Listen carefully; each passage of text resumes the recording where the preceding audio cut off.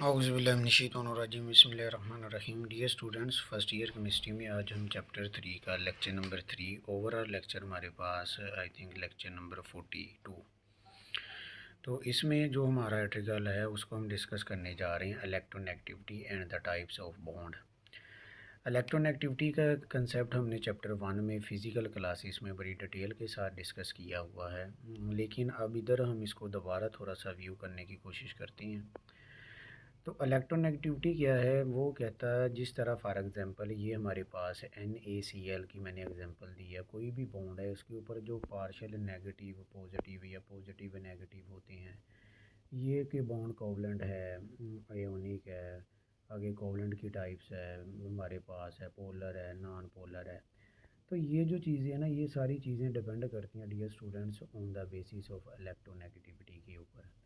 अब जिसकी इलेक्ट्रोनेगेटिविटी ज़्यादा होगी, इलेक्ट्रॉन जो मैंने पिछले लेक्चर में बोला था, जो बॉन्ड्स होता है वह 2 इलेक्ट्रॉन्स होते हैं, तो वो जिसकी इलेक्ट्रोनेगेटिविटी ज़्यादा होनी है उसमें 2 इलेक्ट्रॉन्स का ज़्यादा झुकाव उस एलिमेंट की तरफ होना है जिसकी इलेक्ट्रोनेगेटिविटी ज़्यादा है। जिसकी इलेक्ट्रोनेगेटिविटी कम होगी उसके ऊपर पार्शियल पॉजिटिव चार्ज आ जाएगा, जिसकी ज़्यादा होगी उसके ऊपर पार्शियल नेगेटिव चार्ज आ जाएगा। अब electronegativity and the types of bond के अंदर हमारे पास जो इधर मैंने इसकी डिफाइन लिखी हुई, the electronegativity is the power of an atom to attract shared pair of electrons. ये जो बॉन्ड होता है वो शेयर्ड पेयर ही होता है टूवर्ड्स इटसेल्फ, अपनी तरफ, इन मालिक्यूल, एक मालिक्यूल के अंदर। जैसे मैंने एग्जांपल ली है, पहले भी बात कर रहा था सोडियम क्लोराइड की, इसमें अगर आप देखें तो हमारे पास क्लोरीन की इलेक्ट्रोनेगेटिविटी 3.0 है, सोडियम की 0.9 है, तो ओवरऑल डिफरेंस आ गया 2.1 का, जिसको END मीन इलेक्ट्रोनेगेटिविटी डिफरेंस। अब इलेक्ट्रोनेगेटिविटी डिफरेंस से हमें पता चल जाता है कि बॉन्ड की स्ट्रेंथ कितनी, जितना ज़्यादा होगा उसकी स्ट्रेंथ उतनी ज़्यादा होगी। अब इसको फिर मज़ीद हमने आगे लिखा हुआ है कि इलेक्ट्रोनेगेटिविटी ऑफ डिफरेंस से हमें पता चलता है कि बॉन्ड एयोनिक है, कोवलेंट है, कि हमारे पास नॉन पोलर कोवलेंट है कि पोलर कोवलेंट बॉन्ड है।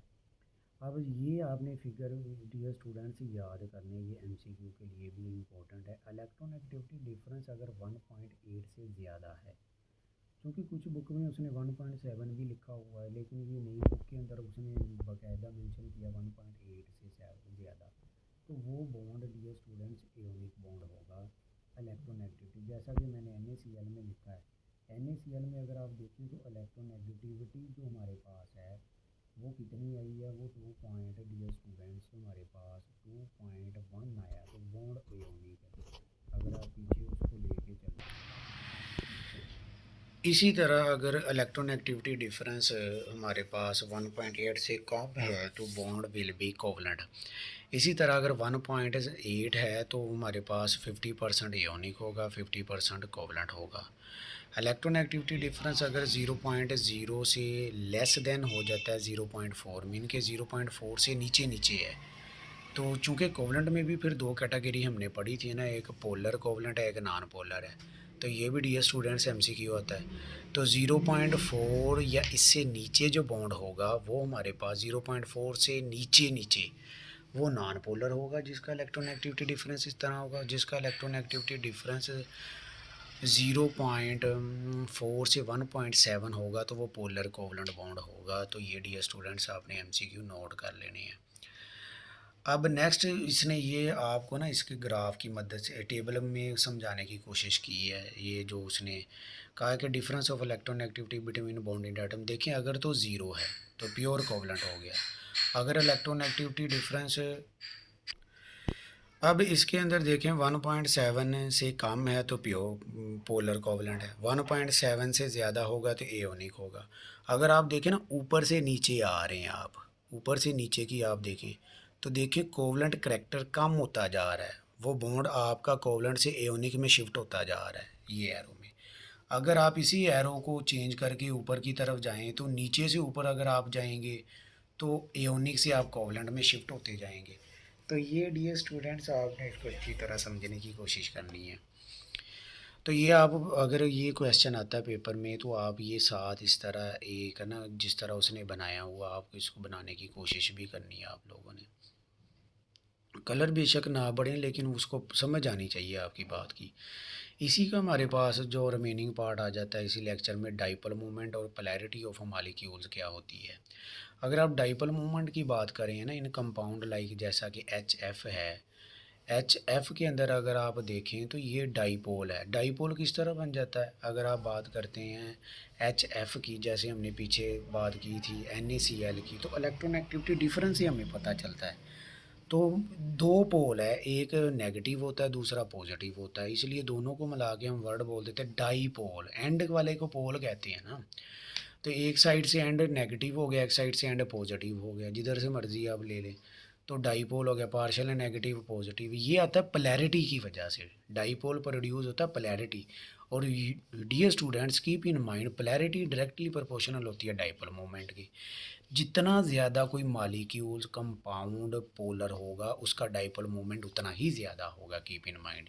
जिस तरह अगर आप एच एफ की बात करें तो एच की तो इलेक्ट्रोनेगेटिविटी एच सी एल में देखें, दोनों में कंपैरिजन है, हाइड्रोजन की तो दोनों में सेम है, लेकिन ऊपर देखें फ्लोरीन की 4.0 होती है, ये एम सी की भी पूछ लेता, क्लोरीन की 3.0।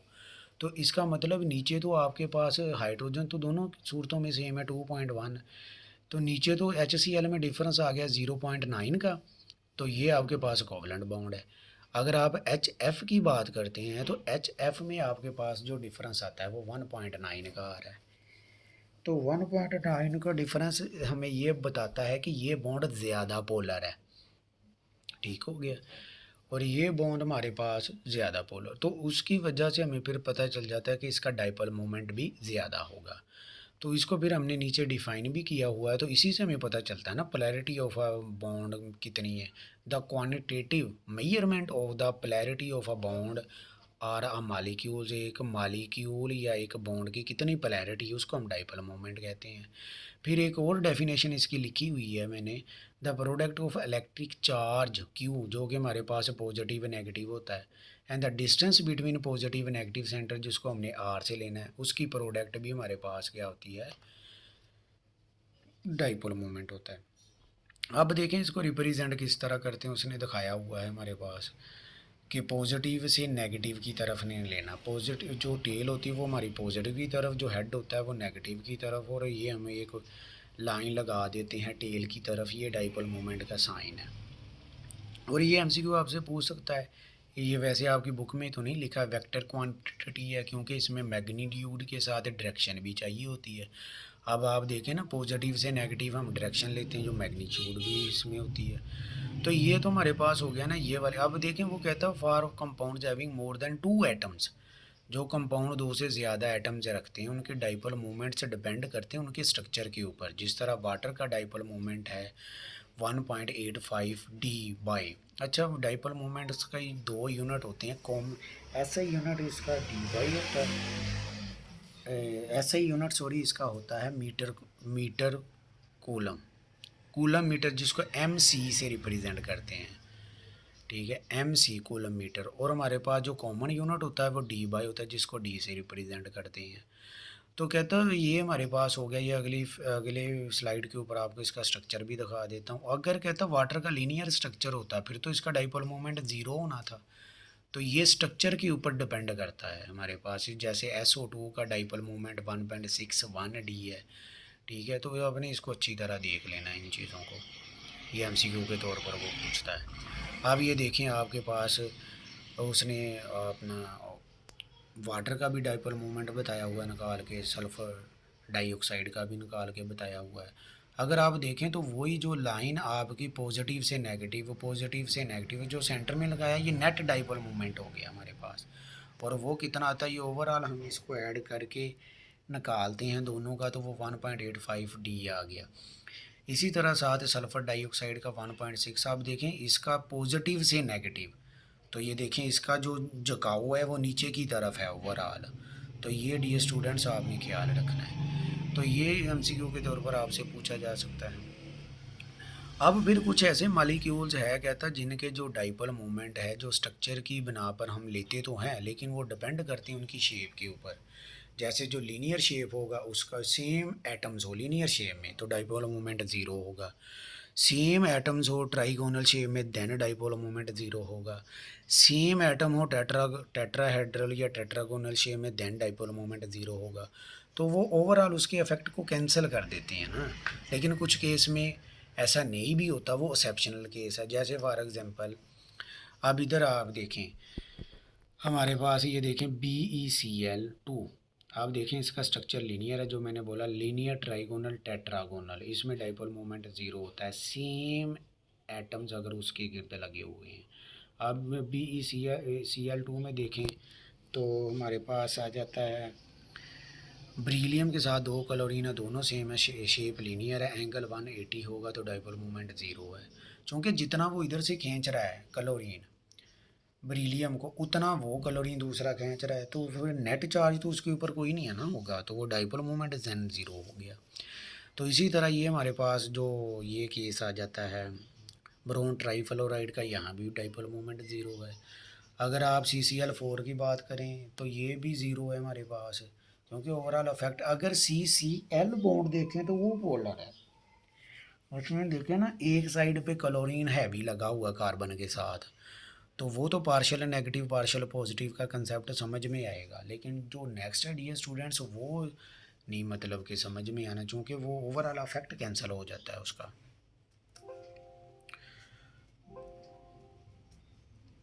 तो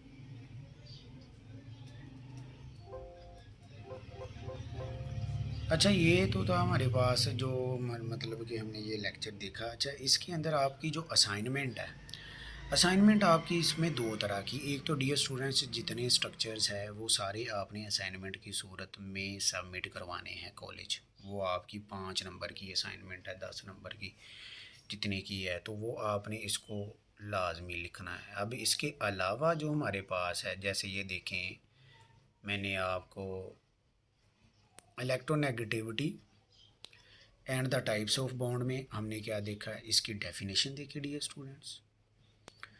डेफिनेशन के साथ हमने इसकी एग्जांपल्स को देखा। आपने ये एग्जांपल्स नहीं, ये वाला जो स्लाइड मैंने चलाया है ये आपकी असाइनमेंट है एक, चूँकि ये इसके अंदर आपको MCQs आएंगे। अब ये MCQ अगर मैं अलग से बना देता तो उसमें लिख देता कि the if electronegativity difference greater than 1.8 तो द बॉन्ड विल भी लिख देता मैं, एयोनिक बॉन्ड है, कोवलेंट बॉन्ड है, कोऑर्डिनेट कोवलेंट बॉन्ड है, ऑल ऑफ दीज है। तो वो अलग से MCQ इस तरह बन जाने थे, ठीक है। तो वो जब आप इसको लिखेंगे तो वो आपके जहन में सारी चीज़ें आ जाएंगी। इसी तरह आप नीचे देखें तो इलेक्ट्रोनेगेटिविटी डिफरेंस जैसे मैंने कह दिया कि लेस देन हमारे पास 1.8 है, तो इधर सेम वही MCQ अगर मैं चलाता हूँ तो वो आपके पास आ जाएगा। अगर मैं इक्वल लिख देता हूँ 1.8 तो वो MCQ में ऐसे भी आ सकता है, A ऑप्शन में योनिक बॉन्ड लगा दे, B ऑप्शन में कोवलेंट बॉन्ड लगा दे, और C ऑप्शन में कह दे 50% एयोनिक है 50% कोवलेंट है। तो फिर आपने इस तरह ही करना था। ये MCQs है, ये आपने इस तरह जो मैं चीज़ें बोल रहा हूँ आप MCQ ना लिखें, आप इसी को लिख दें इस तरह, तो आपके सारे MCQ हो जाने हैं असाइनमेंट की सूरत में।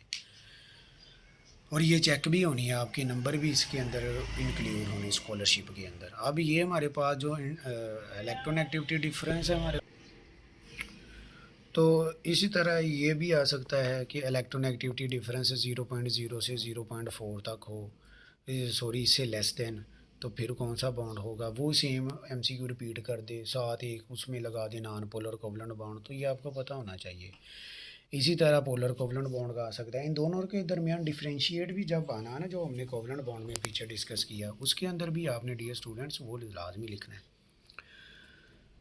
अब नेक्स्ट ये वाला जो मैंने कहा था, आपने जब आपने इसको राइट करना पूरा क्वेश्चन को लॉन्ग क्वेश्चन की सूरत में, फिर भी आपने ये चीज़ें लाजमी मेंशन करनी। Dipole moment and other article है, इसके अंदर आपने इन कंपाउंड लाइक HF को पहले एक्सप्लेन करना। फिर आपकी बुक में तो HCl का कंपैरिजन नहीं किया, लेकिन आप इसको अलग से पैरे में लिखने के बाद नीचे कर सकते हैं।